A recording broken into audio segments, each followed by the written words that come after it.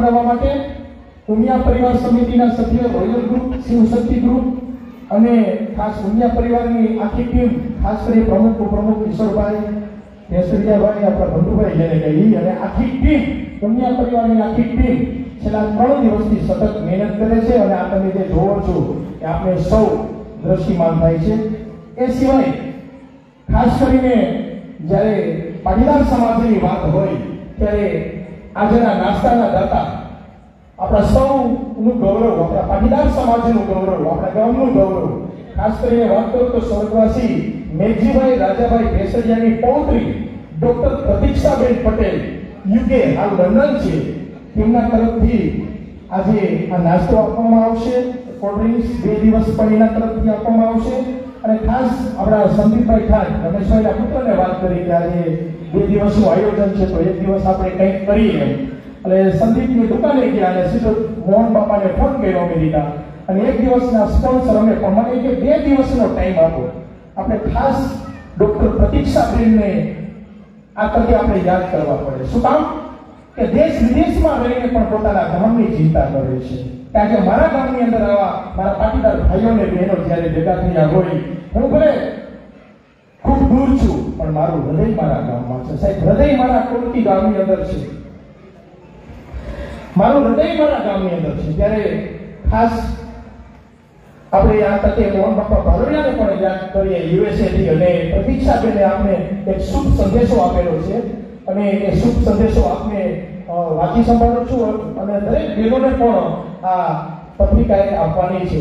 ખાસ કરીને બહેનોની એક વાત કરીએ કે સ્ત્રી છે, બરોબર, કે એ તો સમાજની આંખ અને રાષ્ટ્રની પાક છે. સ્ત્રી છે એ સમાજની આંખ અને રાષ્ટ્રની પાક છે, અને જે સમાજની આંખ અને પાક નબળી પડી જશે ને ત્યારે સમાજનો વિકાસ છે ને અટકી જશે. હકીકતમાં કોઈ કુટુંબ હોય, કોઈ ઘર હોય કે કોઈ સમાજ હોય, એનો આધાર છે ને સ્ત્રી ઉપર છે. કારણ કે સ્ત્રી છે 3 કુળને તારે છે.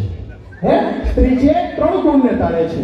ત્યારે આવા જ દિલેર દાતાશ્રીઓએ શુભ સંદેશ આપને આપ્યો છે. આપ સૌ સમક્ષ વાંચી સંભાળું છું. દાદાજીનું ઋણ સ્વીકાર. કોલકી મુકામે શરદ પૂનમ રાત્રોત્સવ 2025 નું સુંદર આયોજન કરેલ છે. આ પ્રસંગ નિમિત્તે અલ્પાહાર ડોક્ટર પ્રતીક્ષાબેન પટેલ, યુકે, તેમના દાદાશ્રી સ્વર્ગવાસી મેઘજીભાઈ રાજાભાઈ ભેસડિયાની સ્મૃતિમાં અર્પણ કરવામાં આવે છે. શ્રી મેઘજીભાઈ ભૂતકાળમાં ઘણો સમય કોલકીના સરપંચ તરીકે સેવા આપી, જ્યાં તેઓએ પોતાની નિષ્ઠા, પ્રામાણિકતા અને મહેનત માટે જાણીતા હતા. તેઓ અત્યંત ધાર્મિક અને આધ્યાત્મિક સ્વભાવના પણ હતા.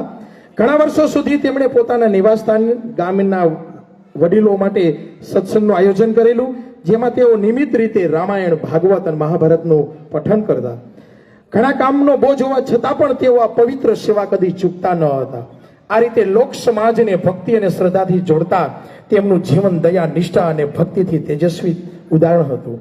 આજે પણ તેના સૌ આપણે પ્રેરણારૂપ વિચારોને અમલમાં મૂકવાના છે. ત્યારે ડોક્ટર પ્રતીક્ષાબેનની પોતાની જીવન યાત્રા પણ આપણા બધા માટે પ્રેરણાદાયક અને ગૌરવની વાત છે.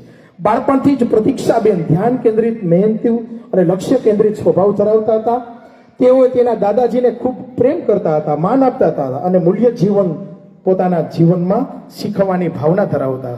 20 વર્ષની ઉંમરે રાજકોટની મહિલા કોલેજમાંથી વિજ્ઞાનમાં ડિગ્રી મેળવી લગ્ન પછી તેઓ લંડન પોતાના પતિ અને સાસરીજનો સાથે રહેવા ગયા. ત્યારે તેનું જીવન ખૂબ જ કઠિન વાળું હતું. દિવસ દરમિયાન સંયુક્ત કુટુંબ, ઘરકામ, ઘરના બીજા બાળકો અને પોતાના બાળકની સંભાળ, રાત્રે આગળ અભ્યાસની તમન્ના, મનોરંજન, આરામ કે પૂરતી ઊંઘ અને સમય પણ ન મળતો, છતાં પણ તેમણે હિંમત હાર્યા વિના અભ્યાસ ચાલુ રાખ્યો અને લંડનની એક પ્રતિષ્ઠિત યુનિવર્સિટી માઇક્રોબાયોલોજીમાં PhDની ડિગ્રી આપણા સમાજની પ્રથમ મહિલાએ મેળવી અને આપણા કોલકી ગામની પણ પ્રથમ એક દીકરી હતી.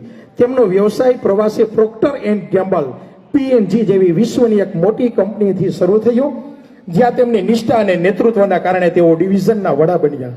ઘણા કર્મચારીઓએ તેમની નીચે કામ કરતા વર્ષો પછી તેમને ડોક્ટર રેડ્ડીઝ લેબોરેટરીમાં વાઇસ પ્રેસિડેન્ટ તરીકે જોડાયા. ત્યારબાદ તેઓએ ગ્લેક્સોસ્મિથક્લાઇન એટલે GSKમાં ગયા, જ્યાં પોતાના વિનમ્ર સ્વભાવ અને મહેનતથી તેઓ સમગ્ર એશિયા વિભાગના વડા બન્યા, જ્યાં સેંકડો લોકો તેમના માર્ગદર્શન નીચે કામ કરતા હતા. તેમ છતાં તેઓ હંમેશા વિનમ્ર અને સહાયક રહ્યા.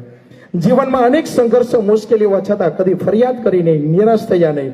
તેમણે સતત મહેનત કરી પોતાના લક્ષ્યો પ્રત્યે અડગ રહ્યા. આજે ડોક્ટર પ્રતીક્ષાબેન પટેલ આપણા સમાજની પ્રથમ મહિલા છે જેઓએ કોર્પોરેટ જગતમાં આટલું ઊંચું સ્થાન હાંસલ કર્યું છે.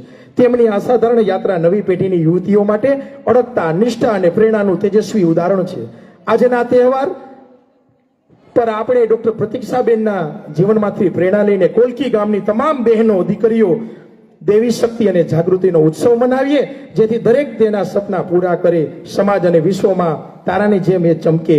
ડોક્ટર પ્રતીક્ષાબેન પટેલ તથા તેમના પરિવારના આપ સૌને જય શ્રી કૃષ્ણ. આપણે સૌ તાલીઓથી પ્રતીક્ષાબેનને વધાવીએ કે યુકેમાં રહીને પણ આજે આપણી ચિંતા કરે છે અને એમ કહે છે કે આ મારું કોલકી ગામ છે. અને મને દેશ વિદેશમાં પણ જ્યારે કોલકીનું નામ પડે અને એની ધૂળની સુગંધ છે એ જ્યારે મારા દિલની અંદર આવે છે ને, ત્યારે મને એમ લાગે છે કે ના, આ મારું માદરે વતન છે.